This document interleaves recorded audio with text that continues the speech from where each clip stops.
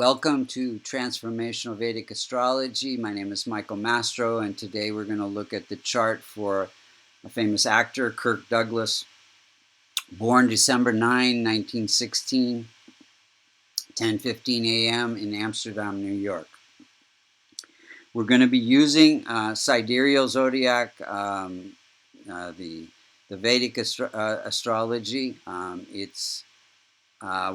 If you were to ask an astronomer where the planets were when he was born, it would be according to the sidereal zodiac, not the Western tropical zodiac, and that was where the planets were about 2,000 years ago. So it's much more accurate, and you'll see as we go.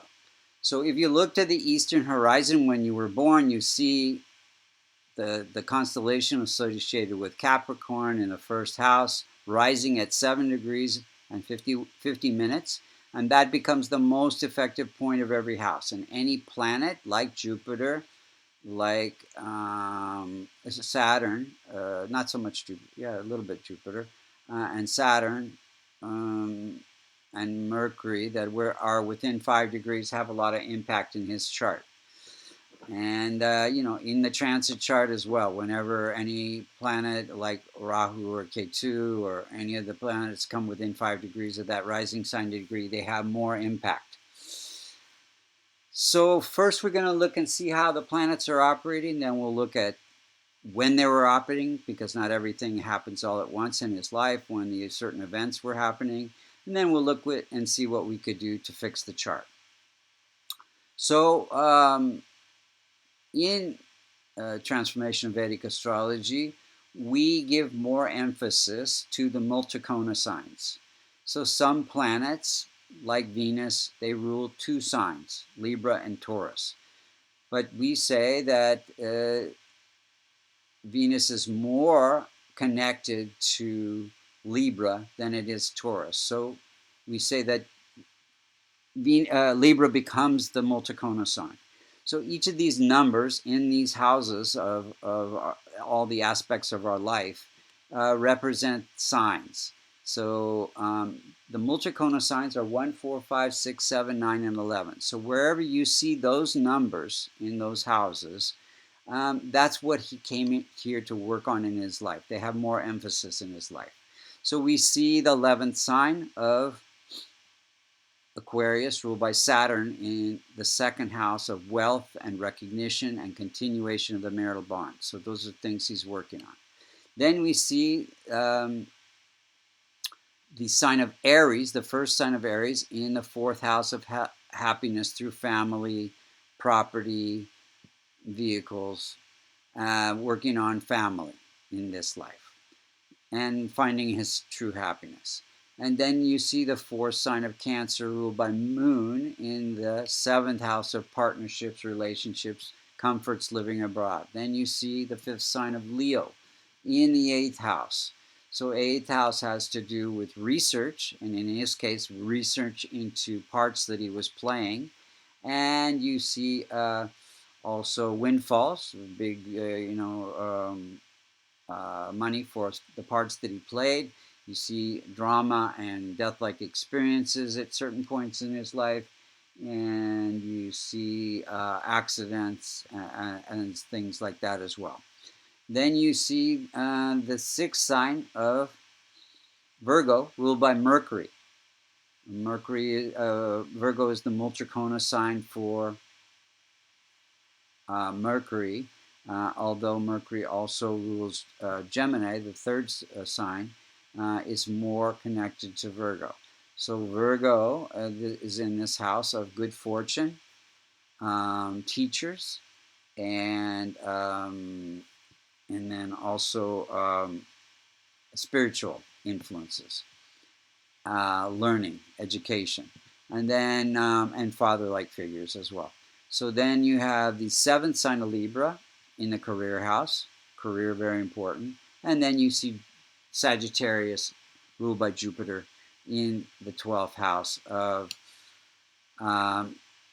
separations, addictions, sleep issues, affairs,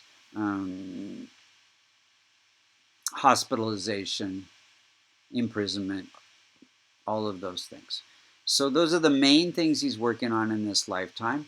Now, we determine the functional nature of the planets by any planets that are ruling the 6th, the 8th, or the 12th house become functional malefics. So most Vedic astrologers will tell you that Saturn is always malefic, Mars is always malefic, Sun is always malefic. But we can see in many charts, including this one, that it's not true. Saturn gives Kirk Douglas great discipline and focus and hard work to achieve his acting goals, and then Mars gives him great courage to do all the things he did in his life. Now, but wherever we see a multicona sign in the 6th, 8th, or the 12th, those become functional malefic planets for this chart. So for Capricorns, you'll see that Leo, ruled by Sun, is in the 8th house of challenges. And so Sun becomes functional malefic, and then Jupiter, which is normally thought of as a benefic, is ruling Sagittarius in the 12th house of challenges. So Jupiter and Sun, along with Rahu and Ketu for every chart, can cause harm in this chart, but not always the case. But definitely in the natal and the transit chart, if they are close to the most effective point by a conjunction or aspect of another planet or another house, then they can cause some issues. So we'll look at that. So let's go through the planets. Sun is at 24 degrees, and we know that it's functional malefic, so it can cause harm. And in this case, it is actually within 5 degrees of Moon. It's afflicting 7 houses away. 7 houses away, so it's afflicting. It's not close to the rising sign degree, so it's not afflicting the 5th house, but it is afflicting Moon. Moon representing some partnerships and comforts living abroad. So we know he had a divorce and a lot of affairs, so there's some lack of stability in some relationships and partnerships. But it is exalted, so it has some strength, and it also is in the house of income. So Sun means leadership, independence. So he was somewhat independent. Because it's in this 8th house, it doesn't give a lot of support from father. So his father was an alcoholic and had a tough time with his career. I think it was during the Depression. But it does give him the ability to research his acting roles and do really well at those and get income from that. Now, it does give a weak heart. Sun represents heart and digestion. So he did have a stroke. He did have heart issues. And so that. And then, let's see here. Yeah, less support from father. Also accidents. He did have some accidents.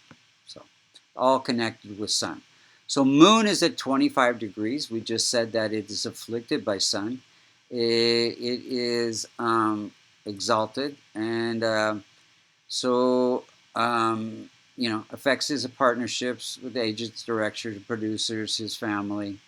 Was very attached to his mother, and it is in this house of creativity and acting, so it gives some gifts there as well.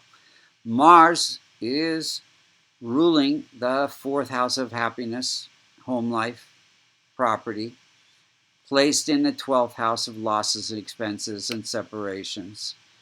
So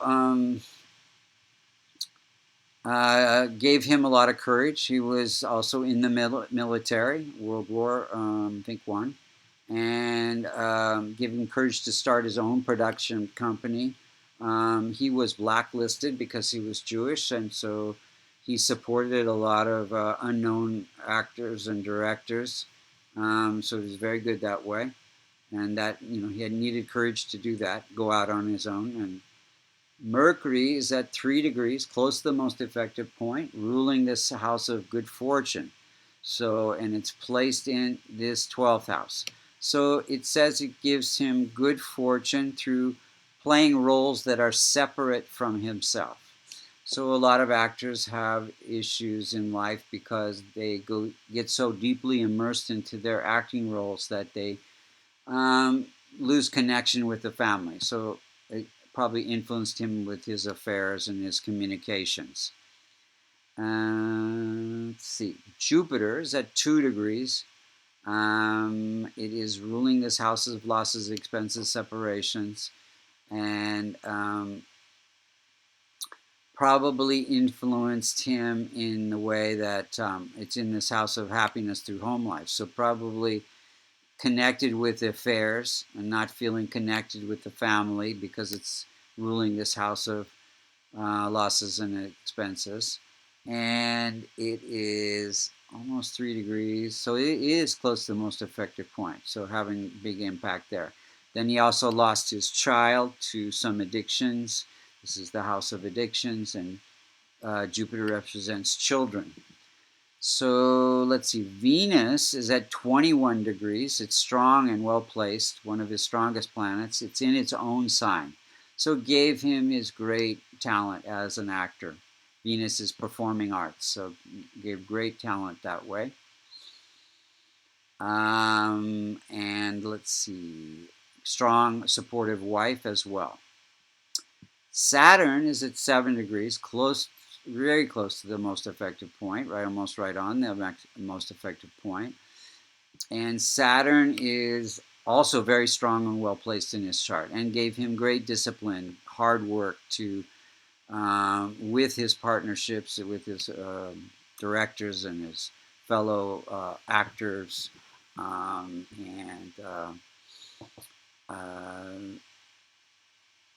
gave him, now it's ruling this house of wealth and recognition. So it gave him wealth and recognition through partnerships and hard work. And, I think also courage to start his own company, break his contract, and go out on his own. Rahu and Ketu. So Rahu gives desires for affairs, addictions. He was he was a chain smoker.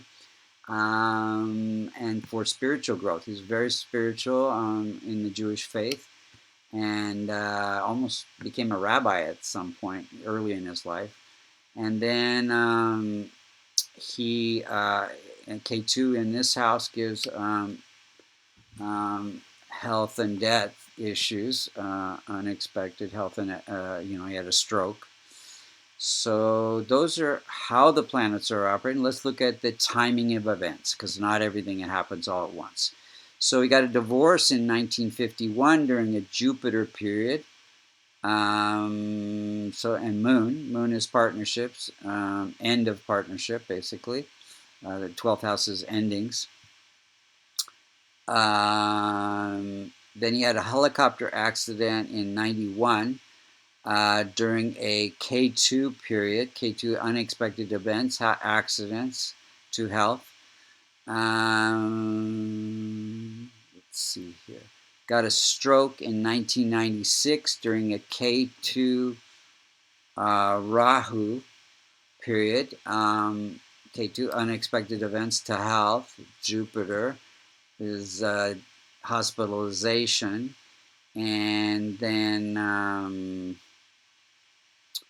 there was during a transit of Jupiter and Mars. Jupiter and Mars were in the 12th house, Mars being heart, the 4th house of heart. And then Sun died in 2004 during a Moon Jupiter period. Jupiter was in the 8th house, so Jupiter represents children in the 8th house of endings. Then he died in February 5th, 2020, during a Sun-Moon period. Sun representing heart, Moon representing heart also. And then transit K2 was afflicting natal Mars. So let's look at that real quick.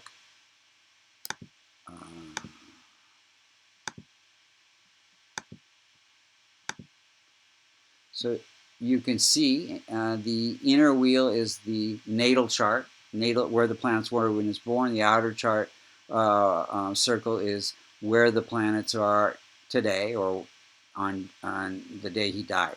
And you can see K2, which is affecting unexpected tragic events to health, afflicting natal Mars, which is heart. So yeah, quite a bit of planets also in that 12th house of end of life. Thank you for listening.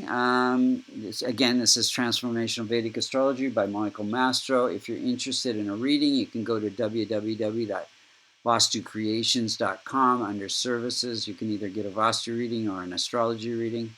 If you want to learn about Transformational Vedic Astrology, or if you want to get certified as a Vedic astrologer, you can go to americaninstituteofvastu.com. Thank you so much for listening.